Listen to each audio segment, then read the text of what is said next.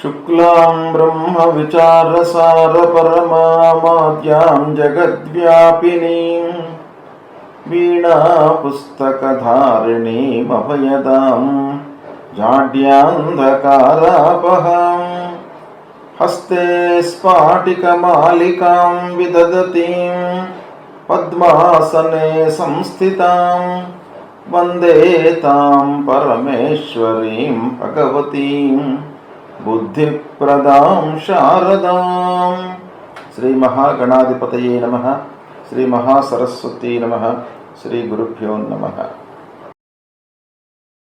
2024వ సంవత్సరంలో మార్చి నెలలో వృశ్చిక రాశి వారికి గోచార ఫలితాలు ఎలా ఉంటాయో తెలుసుకుందాం.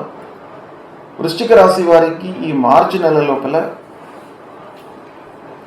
సూర్యుడు 4-5 స్థానాలలో సంచరిస్తున్నాడు, ప్రతికూలంగా ఉన్నాడు. అంగారకుడు 3వ స్థానంలో సంచరిస్తున్నాడు, ప్రారంభంలో అనుకూలంగా ఉన్నాడు. దాని తర్వాత చతుర్థంలోకి ప్రవేశిస్తున్నాడు. చతుర్థ స్థానంలో సంచారం ప్రతికూలంగా ఉంటుంది. బుధుడు 4, 5, 6 స్థానాలలో సంచరిస్తున్నాడు, అనుకూలంగా ఉన్నాడు. గురువు 6వ స్థానంలో సంచరిస్తున్నాడు, ప్రతికూలంగా ఉన్నాడు. శుక్రుడు 3, 4 స్థానాల్లో సంచరిస్తున్నాడు, అనుకూలంగా ఉన్నాడు. శనైశ్వరుడు అర్ధాష్టమ స్థానంలో సంచరిస్తున్నాడు, ఇది ప్రతికూలంగా ఉన్నాడు. రాహు 5వ స్థానంలో సంచరిస్తున్నాడు, ప్రతికూలంగా ఉన్నాడు. కేతువు ఏకాదశ స్థానంలో అనుకూలంగా ఉన్నాడు. ఈ విధంగా గ్రహస్థితి ఉంది వృశ్చిక రాశి వారికి మార్చి నెలలో. వీటన్నిటినీ మనము క్రోడీకరించి చూసినట్టయితే ఈ మార్చి నెలలో వృశ్చిక రాశి వారికి మిశ్రమ ఫలితాలే ఎక్కువగా గోచరిస్తున్నాయి. అయితే ముఖ్యంగా మనము చూడవలసినటువంటి అంశం ఏంటయ్యానంటే, ప్రధానమైనటువంటి గ్రహాలు ప్రతికూలంగా ఉన్నాయి, వాటి యొక్క ప్రభావం ఉంటుంది. అంటే మాసవారీ ఫలితాలపై ప్రభావాన్ని చూపించేటువంటి అంగారకుడు, బుధుడు, గురు వీరు అనుకూలంగా ఉన్నప్పటికీ ప్రధానమైనటువంటి గ్రహాల యొక్క స్థితి అనుకూలంగా లేదు. దాని ప్రభావంతో కొంత ఇబ్బందులు తప్పవు. అర్ధాష్టమ స్థానంలో శని, షష్టమ స్థానంలో గురువు, 5వ స్థానంలో రాహువు. ఈ విధంగా ముఖ్యమైనటువంటి గ్రహాలు ప్రతికూలంగా ఉన్నాయి కనుక కొంత నష్టము, గౌరవ మర్యాదలు తగ్గడము, ఇబ్బందులు ఇలాంటివి కొన్ని కనబడుతున్నాయి. కనుక జాగ్రత్తగా నిర్ణయాలు తీసుకోవడం మంచిది. ఓవరాల్గా మనం ఆలోచించినట్టయితే మిశ్రమ ఫలితాలు ఉండేటువంటి అవకాశం గోచరిస్తుంది. ప్రధానమైనటువంటి గ్రహాల యొక్క ప్రతికూలత, వాటి యొక్క స్థితి ప్రతికూలంగా ఉండడం వల్ల నిర్ణయాలలో జాగ్రత్త మట్టుకు అవసరం. మీరు ఏదైనా నిర్ణయం తీసుకోండి, 1కి 4 సార్లు ఆలోచించడం మట్టుకు ఈ వృశ్చిక రాశి వారికి తప్పదు ఈ నెలలో. కనుక నిర్ణయాలు ఆచితూచి తీసుకోండి. మనం ఈ పని చేస్తే సక్సెస్ అవుతామా కాదా అనేటువంటి మీమాంస మట్టుకు మీకు ఉంటుంది. ఎందుకంటే గ్రహస్థితి ప్రతికూలంగా ఉంది కనుక అలాంటిది ఉన్నప్పటికీ మనం ఏదో ఒక నిర్ణయం తీసుకోవాలి. కనుక నిర్ణయం తీసుకునేటప్పుడు మట్టుకు జాగ్రత్తగా మీరు ఉండండి. ఆరోగ్యంపై శ్రద్ధ వహించాలి, మనస్సు నిలపాలి, ఆరోగ్యాన్ని నిర్లక్ష్యం చేయకూడదు. ఇక పని భారం పెరుగుతుంది, పనులలో ఇబ్బందులు తప్పవు. మనం అనుకున్న దానికంటే కూడాను ఎక్కువగా మనం శ్రమించవలసినటువంటి సమయం ఏర్పడుతుంది. ఉద్యోగస్తులకు ఆఫీసులో ఇబ్బందులు. ఎలాంటి ఇబ్బందులు ఉంటాయి? తోటి వారితో, మనతో ఎవరైతే పనిచేస్తున్నారో వారితో మనకు ఇబ్బందులు తప్పవు. అంటే వాళ్ళు ఏదో రకంగా మనను మిస్గైడ్ చేయడానికి అవకాశాలు ఎక్కువగా ఉంటాయి. అంటే మనకు మంచి పేరు రాకుండా అడ్డుకోవడానికి వాళ్ళు శతవిధాలుగా ప్రయత్నాలు చేస్తుంటారు. కనుక మీరు జాగ్రత్తగా ఉండండి. తోటి ఉద్యోగులతో అయినంత మట్టుకు స్నేహంగా సత్సంబంధాలు పెంచుకోవడానికై మీరు ప్రయత్నాలు చేస్తుండండి. ఇక పై అధికారులతో కూడాను మీకు తప్పవు. పై అధికారులు ప్రతి విషయం లోపల కూడాను మిమ్మల్ని అనుమానిస్తుంటారు, విమర్శిస్తుంటారు. కనుక అధికారులతో కూడాను మీరు స్నేహంగా ఉండడానికై ప్రయత్నాలు చేయండి. వారితో వైషమ్యాలు లేకుండా కొంత వారికి గౌరవ మర్యాదలు ఇస్తూ వెళ్ళినట్టయితే మనకు ఏదైతే గ్రహస్థితి మూలకంగా బాగాలేదో అది కొంత తగ్గడానికి అవకాశాలు ఉంటాయి. చేసేటువంటి పని లోపల మీకు ముఖ్యంగా అసంతృప్తి అనేటువంటిది బాగా కనబడుతుంది. అంటే మీరు పని చేస్తుంటారు, అన్యమనస్కంగా పని చేస్తుంటారు. అంటే అసంతృప్తితో ఆ పనిపై మనస్సు నిలపకుండా పని చేస్తుంటారు. అంటే మనకు ఇండైరెక్ట్గా ఏంటంటే ఆ పనిని మీరు ఫోర్స్డ్గా చేయవలసినటువంటి స్థితి ఏర్పడుతుంది, కానీ మనస్సులో ఆ పనిపై మీకు శ్రద్ధ ఉండదు, చెయ్యాలి అనేటువంటి మనస్సు ఉండదు. ఇలాంటివి ఎన్నో మనకు గోచరిస్తున్నాయి కనుక జాగ్రత్తగా ఉండండి. 1-2 వారాలలో స్నేహితులు, బంధువర్గం యొక్క సహకారం లభిస్తుంది.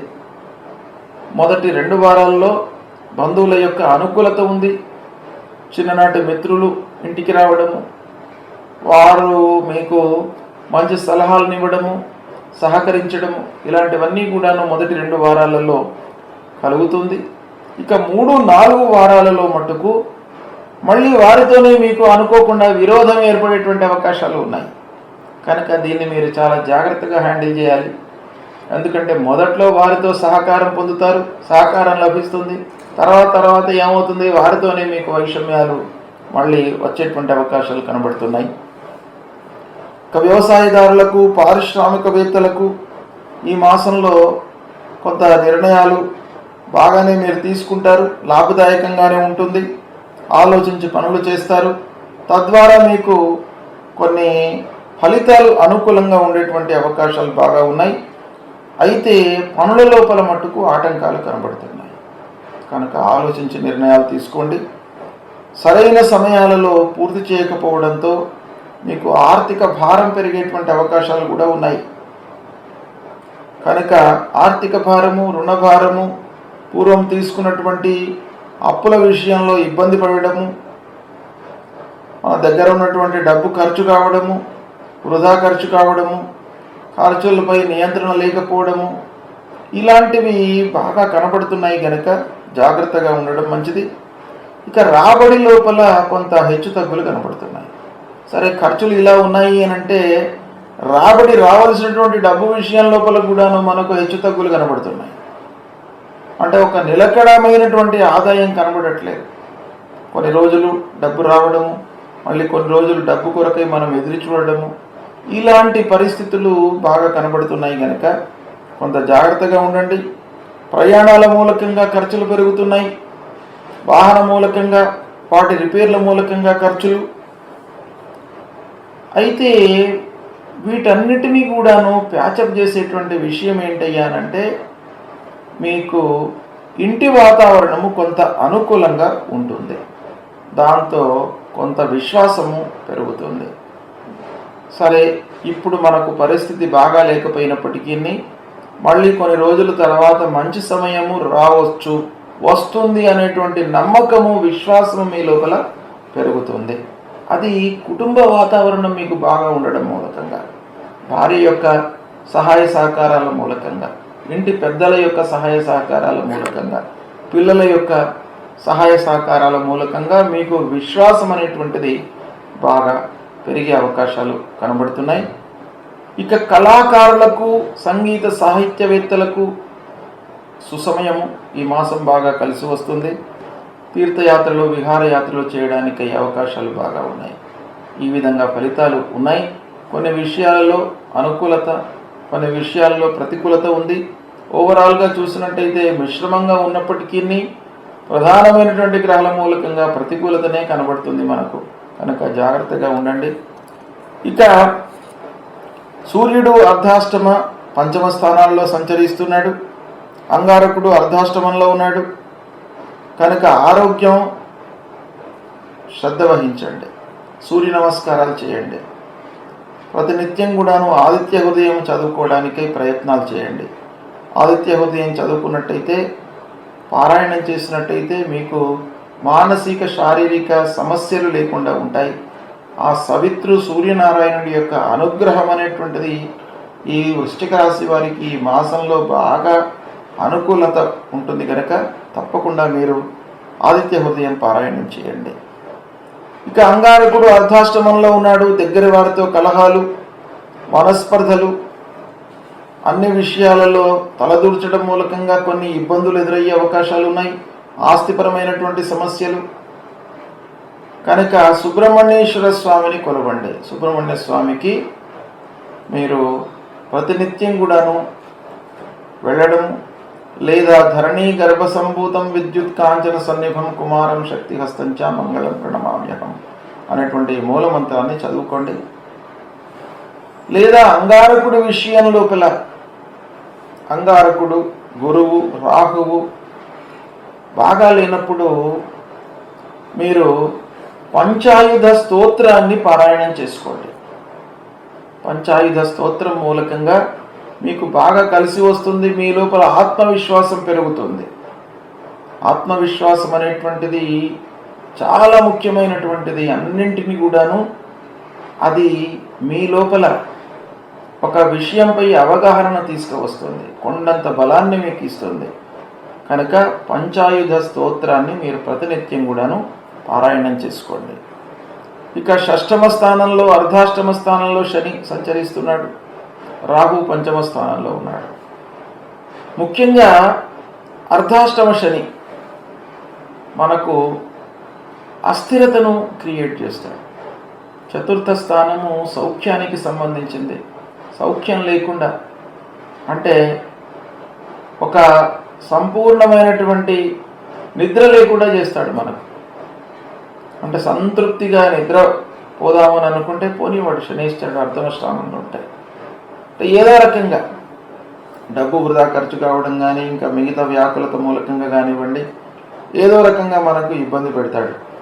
కనుక నీలాంజన సమాభాసం రవిపుత్రం యమాగ్రజం ఛాయా మార్తాండ సంభూతం తం నమామి శనైశ్చరం అనేటువంటి మూలమంత్రాన్ని పఠించుకోండి. ఆంజనేయ స్వామి దేవాలయానికి వెళ్ళండి. హనుమాన్ చాలీసా పారాయణం చేయండి. విష్ణు సహస్రనామాలను పారాయణం చేయండి. విష్ణు సహస్రనామాలు ప్రతినిత్యం కూడాను మీరు పారాయణం చేయడం మూలంగా మీకు ఆత్మవిశ్వాసం పెరుగుతుంది. ఇబ్బందులు జీవితంలో వస్తూ ఉంటాయి. ఎన్నో రకాల ఇబ్బందులు వస్తుంటాయి. వాటిని అధిగమించేటువంటి ఒక విశ్వాసము మనకు ఆ భగవంతుడు, ఆ విష్ణుమూర్తి ఇస్తాడు. గనక అది మీరు పారాయణం చేసుకోండి. తర్వాత షష్టమ స్థానంలో గురువు.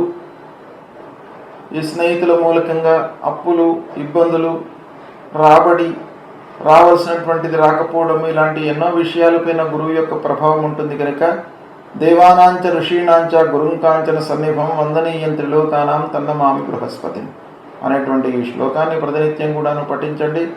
తప్పకుండా మీకు ఆ భగవంతుడి యొక్క అనుగ్రహంతో మీకు శుభ ఫలితాలు కలుగుతాయి. శుభం.